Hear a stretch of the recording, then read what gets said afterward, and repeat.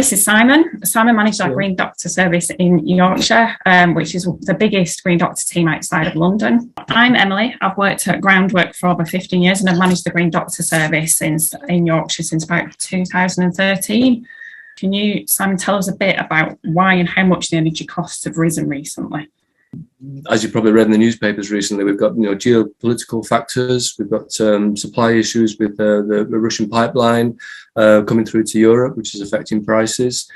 We've got storage issues within the UK itself in terms of gas storage facilities, and as we import 40% of our gas, we've got companies like EDF, electricity 34 pence per kilowatt hour, and gas 9 pence. And that's just to remind you, in 2019, it was only 10 pence for electric and 2.3, 2.5 for gas. That's going to increase again. And the predictions are that's going to go up by between 30 and 50%. So potentially adding another 500, 600 pounds onto your annual fuel bill. Should we be advising people to do to help them save energy, and how much difference can it make to the bills? So switching lights, switching things off standby could save you £40. If in terms of the environment, that's equivalent to around 50 kilos of carbon, which equates to, that's quite an intangible number. If you put that in terms of miles, that's about 180 driven miles. Turning your thermostat down by 1 degree. On average, that would save you around 10% on your energy bills. That could be around 60, 70 pounds. Quite a big one is shorter shower times, or having no baths even.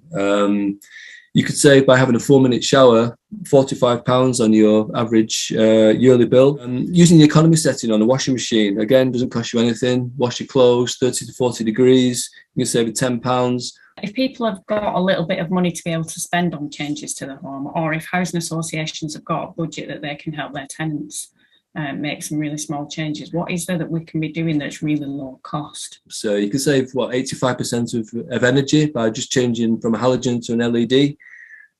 Depends how many light bulbs you've got in the home, but on average you're talking about 50 to 60 pounds just by changing your light bulbs, and such a simple thing to do.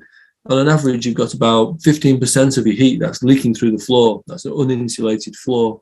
So if you can have an underlay, or if housing associations have schemes where people can't afford carpets, or these things can really help and reduce the energy leaking from the home. So if housing associations are wanting to really help their tenants more, what's key grants and discounts that are out there that we could all be helping people to access?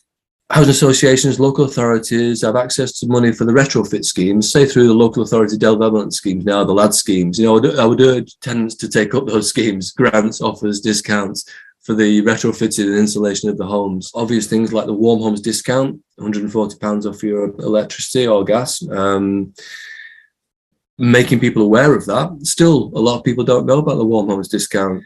Then you've got things like the winter fuel payment. So that's the payments of between £100 and £300, depending on if you were born on or before the 26th of September 1955.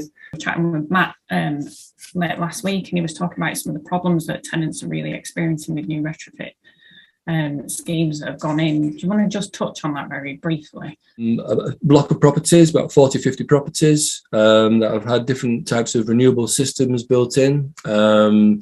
Within great intention and insulation measures that they're going to save money and become more efficient and get to net zero, and everything's going to be great and increase health and well-being. That doesn't seem to be the case. Tenants don't know how to use the new technological systems. They may have gone from electric storage heaters to solar PV, or an air source heat pump, or ground source heat pump, and they're finding perhaps that they're not saving money, and because they're not using the system, and they've gone back to portable heaters and still getting high bills, and they've got damp in the home. And it's having that hand-holding, that more holistic kind of program, which incorporates not just the technical side, but also the behavioural and the human side. If you've got any more questions, just fire them over to us, because you'll have my email address. We're really interested to know what other future topics you want us to cover. So we've got a plan to do one for damp, mould and condensation, which will be on the 1st of March, and there'll be booking details on our website for that, and I'll send out details shortly. So thanks very much for joining us. Thank you.